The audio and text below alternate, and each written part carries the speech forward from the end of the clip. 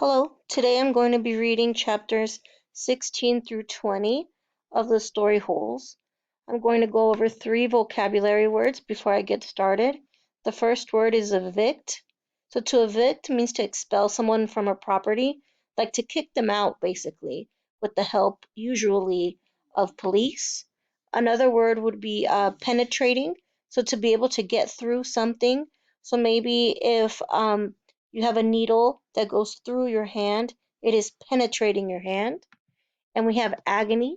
Agony is this feeling of extreme physical pain or suffering, or even mental. Like if you're very sad, you might be feeling agony. So I'm going to go ahead and start on page 32. This is chapter 16. As Stanley entered the rec room, he could hear X-Ray's voice from all the way across the room. "See what I'm saying?" X-Ray said. "Am I right, or am I right?" The other bodies in the room were little more than bags of flesh and bones, dumped across broken chairs and couches. X-Ray was full of life, laughing and waving his arms around as he talked. "Yo, Caveman, my man!" he called out. Stanley made his way across the room. "Hey, slide on over, Squid," said X-Ray. "Make room for the caveman." Stanley crashed on the couch. He had looked for a hidden camera in the shower. He hadn't seen anything, and he hoped the warden hadn't either. "What's the matter?" asked X-Ray. "You guys tired or something?" He laughed. "Hey, keep it down, will you?" groaned Zigzag. "I'm trying to watch TV." Stanley glanced uncertainly at Zigzag, who was staring very intently at the busted television screen. The warden greeted the boys at breakfast the next morning and went with them to the holes. 4 dug in the holes and 3 tended to the wheelbarrows. "Glad you're here, X-Ray," she said to him. "We need your sharp eyes." Stanley spent more time pushing the wheelbarrow than digging, because he was such a slow digger.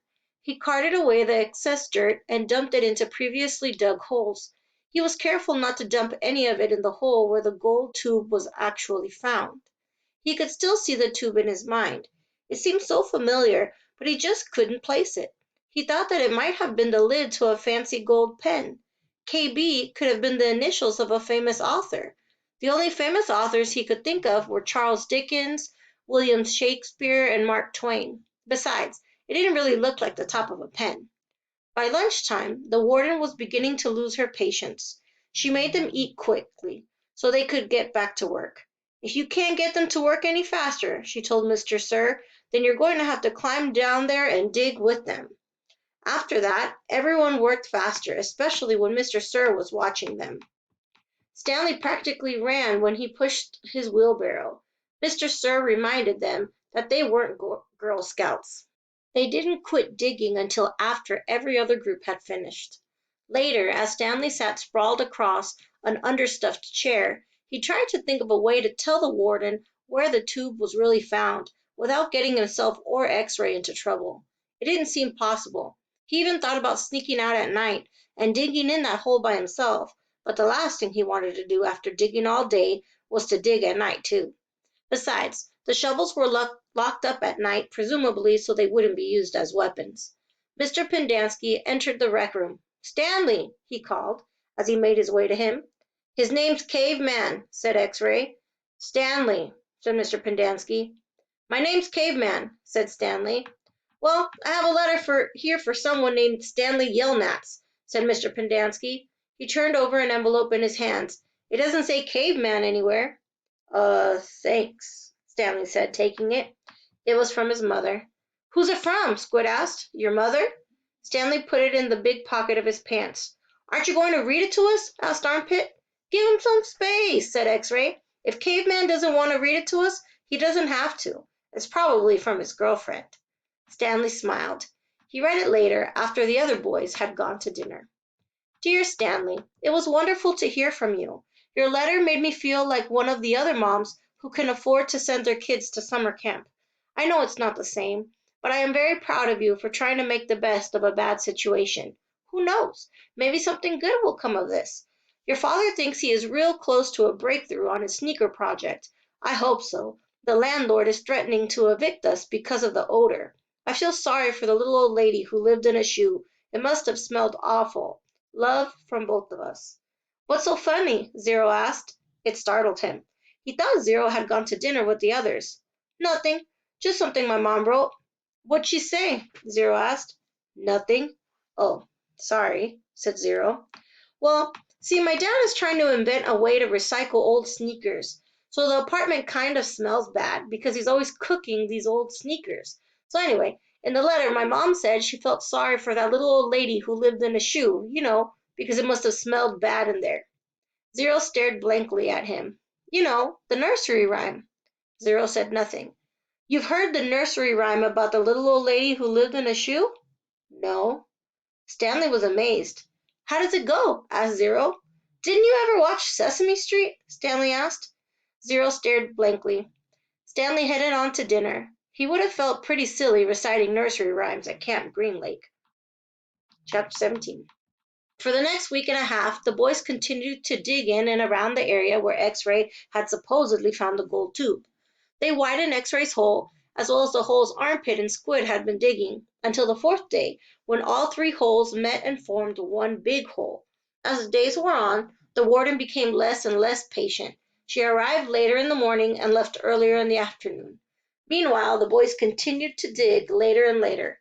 This is no bigger than it was when I left you yesterday, she said, after arriving late one morning, well after sunrise.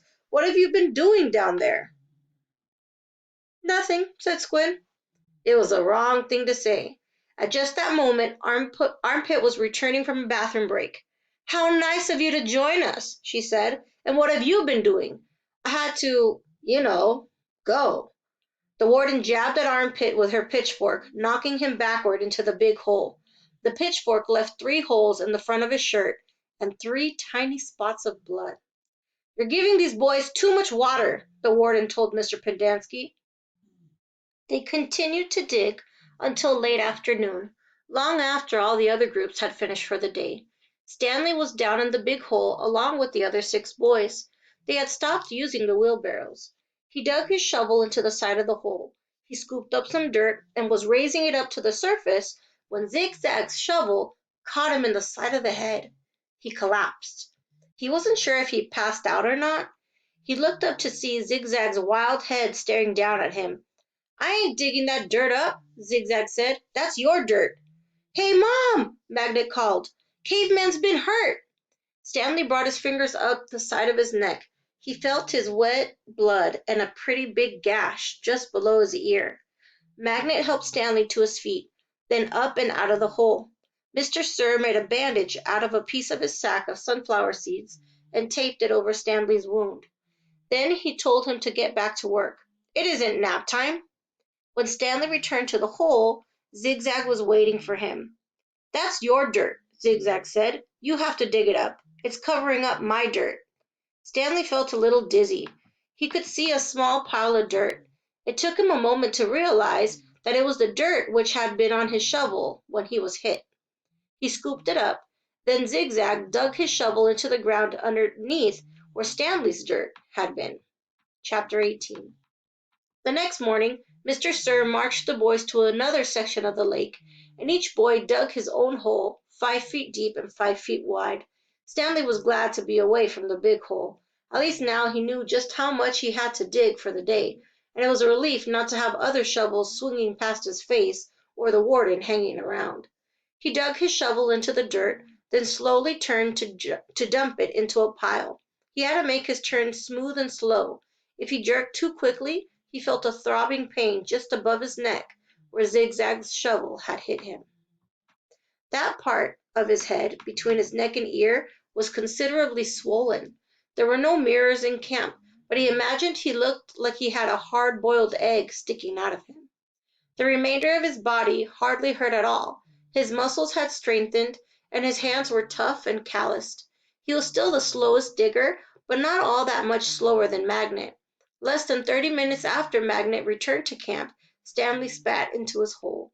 After his shower, he put his dirty clothes in his crate and got out his box of stationery.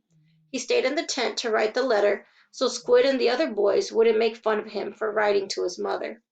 Dear Mom and Dad, camp is hard, but challenging. We've been running obstacle courses and have to swim long distances on the lake. Tomorrow we learn He stopped writing as Zero walked into the tent, then returned to his letter. He didn't care what Zero thought. Zero was nobody. To rock climb. I know that sounds scary, but don't worry. Zero was standing beside him now, watching him write. Stanley turned and felt his neck throb. I don't like it when you read over my shoulder, okay? Zero said nothing. I'll be careful. It's not all fun and games here, but I think I'm getting a lot out of it. It builds character. The other boys. I don't know how, said Zero. What? Can you teach me? Stanley didn't know what he was talking about. Teach you what? To rock climb?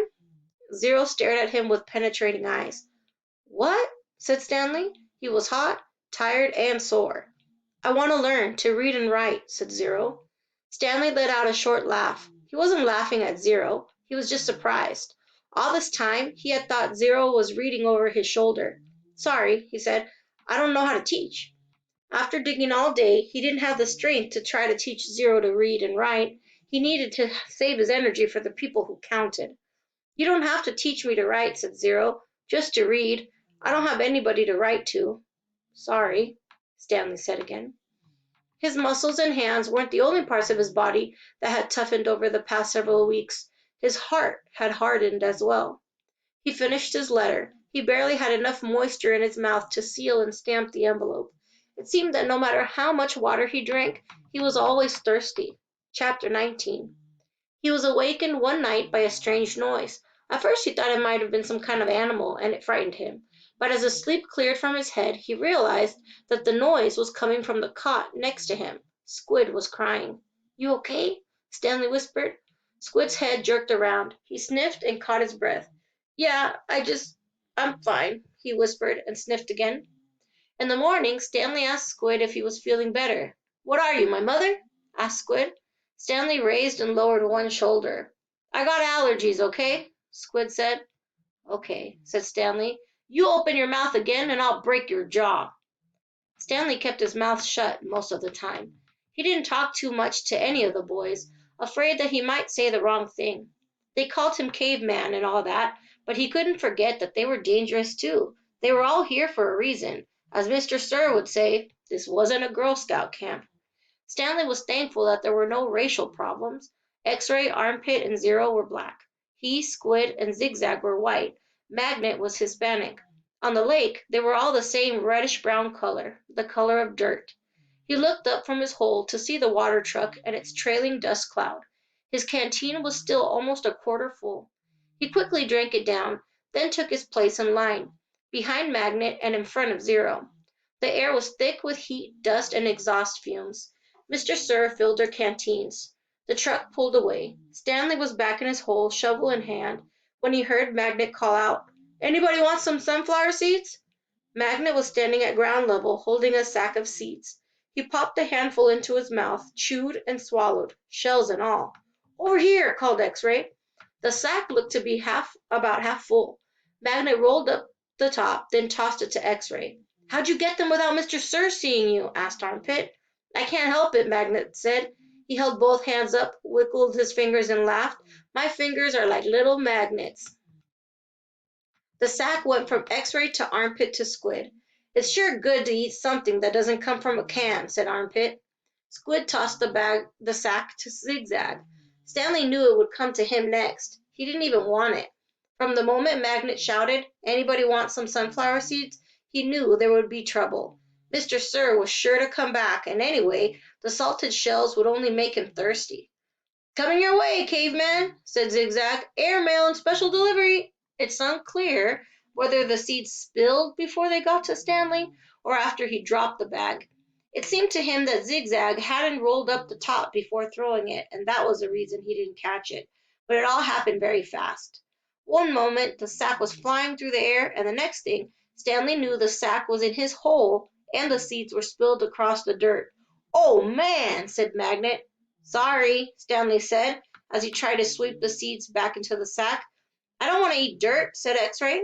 Stanley didn't know what to do. The truck's coming, shouted Zigzag. Stanley looked up at the approaching dust cloud, then back down at the spilled seeds. He was in the wrong place at the wrong time. What else is new? He dug his shovel into his hole and tried to turn over the dirt and bury the seeds. What he should have done, he realized later, was knock one of his dirt piles